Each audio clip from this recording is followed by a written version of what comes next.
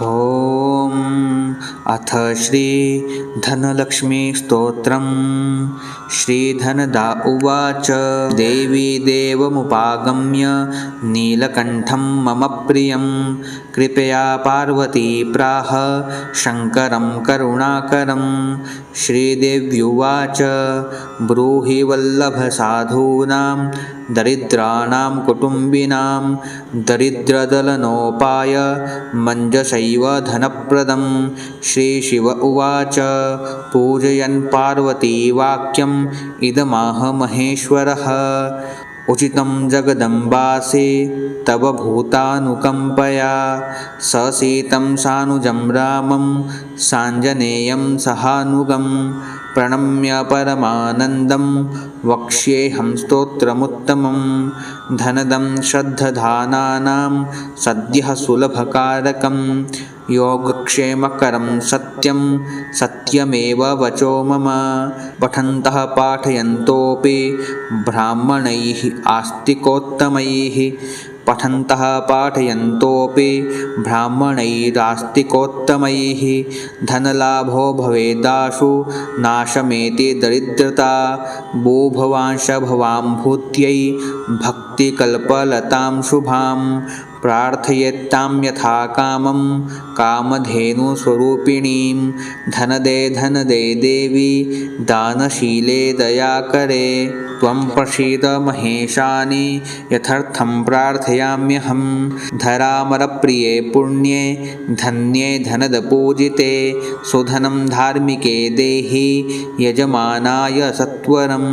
रम्ये रुद्रप्रिये रूपे रामरूपे रतिप्रिये शिखी सखमनोमूर्ते प्रसीद प्रणते मयि।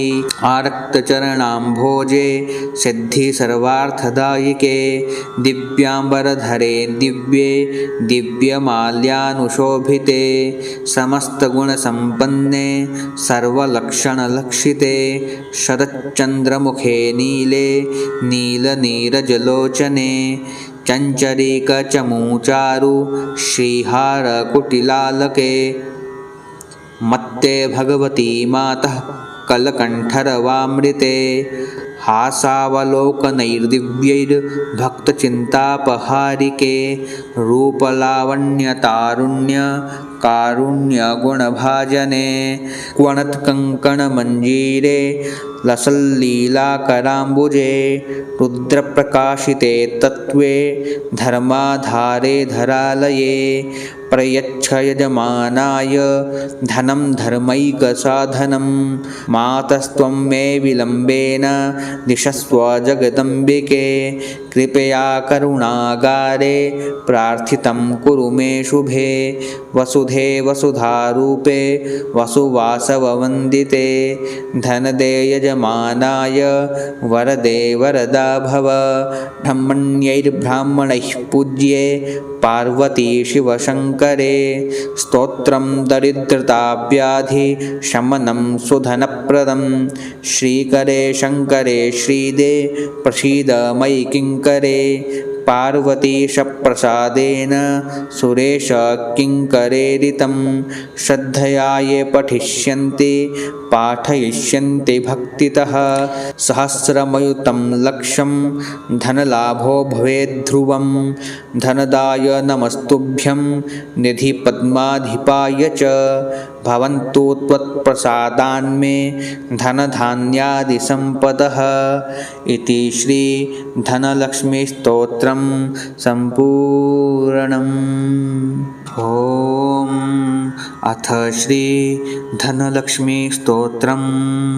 श्रीधनदा उवाच देवी देवमुपागम्य नीलकण्ठं मम प्रियं कृपया पार्वती प्राह शङ्करं करुणाकरं। श्रीदेव्युवाच ब्रूहि वल्लभसाधूनां दरिद्राणां कुटुम्बिनां दरिद्रदलनोपाय मञ्जसैव धनप्रदं। श्रीशिव उवाच पूजयन् पार्वतीवाक्यम् इदमाह महेश्वरः उचितं जगदम्बासे तव भूतानुकम्पया ससीतं सानुजं रामं साञ्जनेयं सहानुगं प्रणम्य परमानन्दं वक्ष्येऽहं स्तोत्रमुत्तमं धनदं श्रद्धधानानां सद्यः सुलभकारकं योगक्षेमकरं सत्यं सत्यमेव वचो मम पठन्तः पाठयन्तोऽपि ब्राह्मणैः आस्तिकोत्तमैः पठन्तः पाठयन्तोऽपि ब्राह्मणैरास्तिकोत्तमैः धनलाभो भवेदाशु नाशमेति दरिद्रता भूभवांशभवाम्भूत्यै भक्तिकल्पलतां शुभां प्रार्थयेत्तां यथा कामं कामधेनुस्वरूपिणीं धनदे धनदे देवी दानशीले दयाकरे त्वं प्रसीद महेशानि यथार्थं प्रार्थयाम्यहं धरामरप्रिये पुण्ये धन्ये धनदपूजिते सुधनं धार्मिके देहि यजमानाय सत्वरं रम्ये रुद्रप्रिये रूपे रामरूपे रतिप्रिये शिखी सखमनोमूर्ते प्रसीद प्रणते मयि आरक्तचरणाम्भोजे सिद्धि सर्वार्थदायिके दिव्याम्बरधरे दिव्ये दिव्यमाल्यानुशोभिते समस्तगुणसम्पन्ने सर्वलक्षणलक्षिते शरच्चन्द्रमुखे नीले नीलनीरजलोचने चञ्चरीकचमूचारु श्रीहारकुटिलालके मत्ते भगवती मातः कलकण्ठरवामृते हासावलोकनैर्दिव्यैर्भक्तचिन्तापहारिके रूपलावण्यतारुण्यकारुण्यगुणभाजने क्वणत्कङ्कणमञ्जीरे लसल्लीलाकराम्बुजे रुद्रप्रकाशिते तत्त्वे धर्माधारे धरालये प्रयच्छ यजमानाय धनं धर्मैकसाधनं मातस्त्वं मे विलम्बेन दिशस्व जगदम्बिके कृपया करुणागारे प्रार्थितं कुरु मे शुभे वसुधे वसुधारूपे वसुवासववन्दिते धनदे यजमानाय वरदे वरदा भव ब्रह्मण्यैर्ब्राह्मणैः पूज्ये पार्वती शिवशङ्करे स्तोत्रं दरिद्रताव्याधिशमनं सुधनप्रदं श्रीकरे शङ्करे श्रीदे प्रसीद मयि किङ्करे पार्वतीशप्रसादेन सुरेश किङ्करेरितं श्रद्धया ये पठिष्यन्ति पाठयिष्यन्ति भक्तितः सहस्रमयुतं लक्षं धनलाभो भवेद्ध्रुवं धनदाय नमस्तुभ्यं निधिपद्माधिपाय च भवन्तु त्वत्प्रसादान्मे धनधान्यादिसम्पदः इति श्री धनलक्ष्मीस्तोत्रं सम्पूर्णम्। ॐ अथ श्री धनलक्ष्मीस्तोत्रं श्रीधनदा उवाच देवी देवमुपागम्य नीलकण्ठं मम प्रियं कृपया पार्वती प्राह शङ्करं करुणाकरं श्रीदेव्युवाच ब्रूहि वल्लभसाधूनां दरिद्राणां कुटुम्बिनां दरिद्रदलनोपाय मञ्जसैव धनप्रदं श्रीशिव उवाच पूजयन् पार्वती वाक्यम् इदमाह महेश्वरः उचितं जगदम्बासि तव भूतानुकम्पया ससीतं सानुजं रामं साञ्जनेयं सहानुगं प्रणम्य परमानन्दं वक्ष्येऽहं स्तोत्रमुत्तमं धनदं श्रद्धधानानां सद्यः सुलभकारकं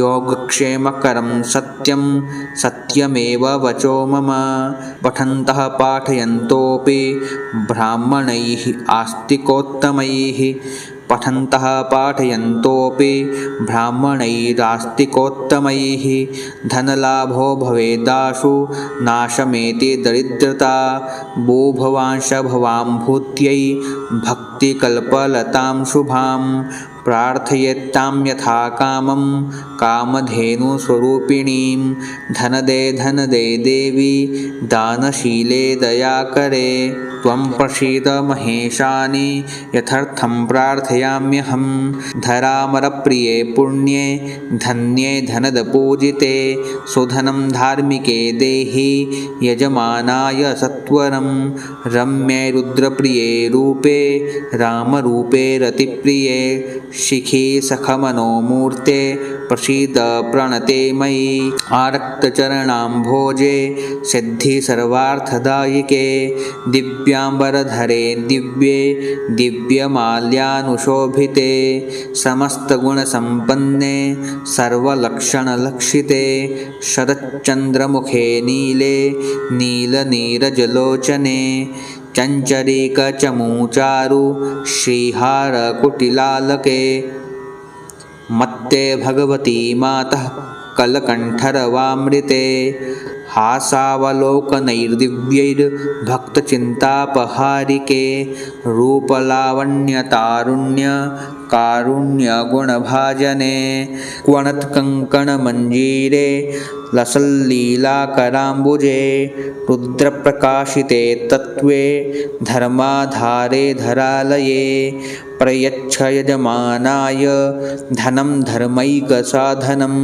मातस्त्वं मे विलम्बेन दिशस्व जगदम्बिके कृपया करुणागारे प्रार्थितं कुरु मे शुभे वसुधे वसुधारूपे वसुवासववन्दिते धनदे यजमानाय वरदे वरदा भव ब्रह्मण्यैर्ब्राह्मणैः पूज्ये पार्वती शिवशङ्करे स्तोत्रं दरिद्रताव्याधिशमनं सुधनप्रदं श्रीकरे शङ्करे श्रीदे प्रसीद मयि किङ्करे पार्वतीशप्रसादेन सुरेश किङ्करेरितं श्रद्धया ये पठिष्यन्ति पाठयिष्यन्ति भक्तितः सहस्रमयुतं लक्षं धनलाभो भवेद्ध्रुवं धनदाय नमस्तुभ्यं निधिपद्माधिपाय च भवन्तु त्वत्प्रसादान्मे धनधान्यादिसम्पदः इति श्री धनलक्ष्मीस्तोत्रं सम्पूर्णम्।